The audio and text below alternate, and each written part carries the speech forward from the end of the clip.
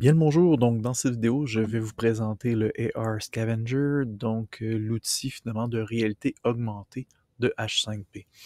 Si je vous fais un bref rappel de la différence entre la réalité augmentée et la réalité virtuelle, je vous rappellerai que la réalité augmentée vous permet tout simplement de voir en réalité de vos yeux et d'ajouter tout simplement par exemple, le téléphone cellulaire entre vos yeux et ce que vous voyez en réalité afin d'augmenter la réalité avec un supplément virtuel, tout simplement. Alors que la réalité virtuelle vous immerge dans un monde virtuel ou dans des images, dans un scénario virtuel, voilà, avec une paire de lunettes qui vous immergera, donc qui vous cachera finalement la réalité, tout simplement.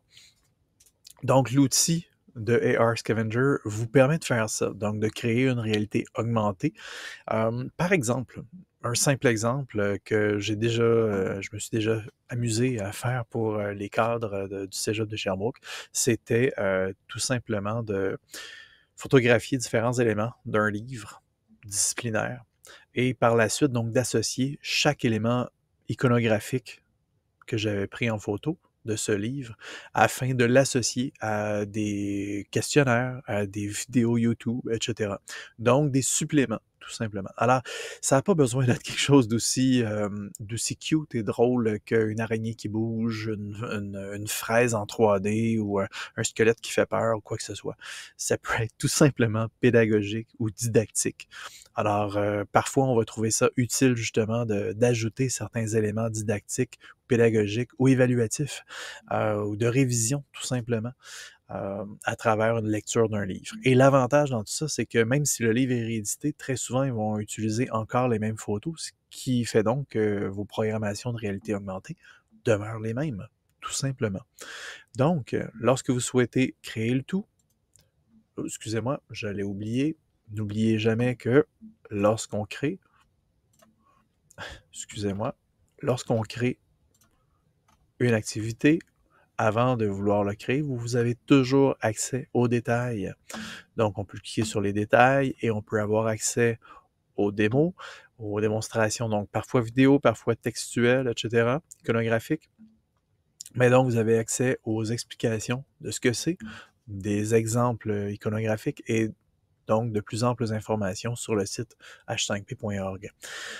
On peut donc cliquer sur Use et ça nous amène donc à la création. À partir de ce moment-là, on peut donc le titrer avec mes titres habituels.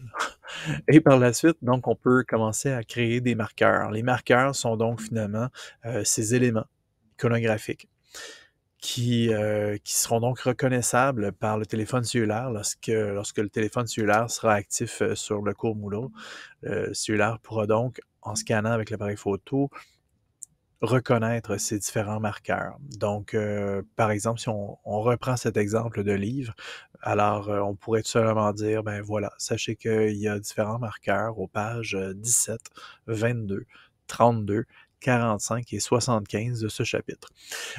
Et donc, l'étudiante n'a qu'à scanner, donc ouvrir sa caméra et tout simplement passer la caméra par-dessus chacune de ces pages-là lorsqu'il est en train de lire. Et elle pourra donc prendre connaissance de ces suppléments, de cette augmentation numérique, tout simplement.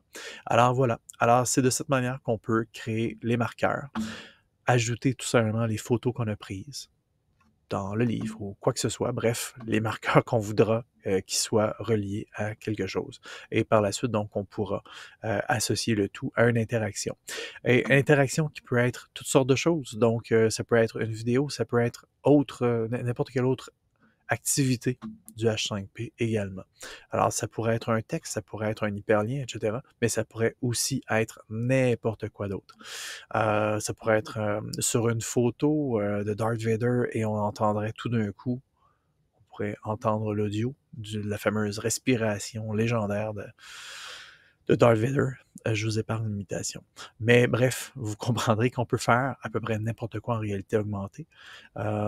Mais ici, je vous suggère que ce soit soit didactique, soit pédagogique, mais parfois ça peut être également ludique et amusant et agréable, tout simplement, pour alléger un peu l'apprentissage aussi. Merci.